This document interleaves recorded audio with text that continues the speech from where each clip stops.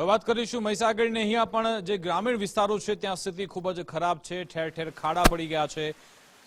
લુણાવાડામાં મધવાસ ગામમાં રસ્તાની હાલત ખખડધજ થઈ છે। અહીંયા જિલ્લા પંચાયત દ્વારા આ રસ્તો બનાવવામાં આવ્યો હતો, જે હવે સંપૂર્ણપણે તૂટી ગયો છે અને તમે જોઈ શકો છો ગ્રામજનો હવે વિરોધ કરી રહ્યા છે। 2 જ વર્ષમાં ખાડા પડી જવાને લઈ ગ્રામજનોને હાલાકી ભોગવવાનો વારો આવ્યો।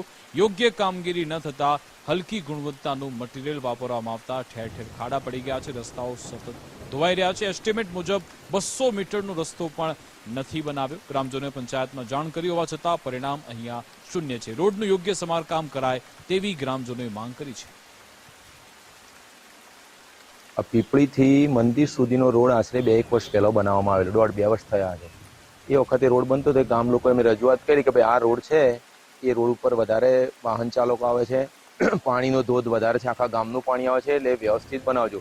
તો સાઈડોનું કામ બી વ્યવસ્થિત નથી, વચ્ચેનો રોડ થયો પણ હવે અત્યારે એ હાલત થઈ છે કે આ રોડ ઉપર બંને સાઈડો ધોવાઈ ગઈ છે, વચ્ચેના રોડ પર બી ખાડા પડી ગયા છે।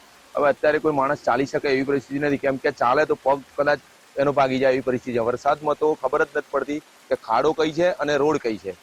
છેલ્લા 2 વર્ષથી આ રોડ બનાવવામાં આવેલો અને એ રોડ એમ નિષ્કાળજીથી એકદમ ખરાબ બનાવવામાં આવેલો છે।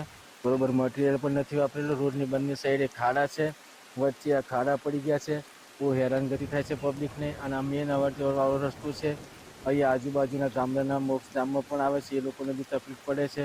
એ સુંદર કામ હતું પણ આ છેલ્લા 2 વર્ષથી મધવાસની હાલત એટલી બધી કફોડી બની ગઈ છે। જે કંઈ રસ્તા છે ખાડા ટેકરા છે અને સાઈડો કોઈ પુરાઈ નથી, જેથી જે પૂર્વ હતો એના કરતાં અત્યારે બેહાલ છે।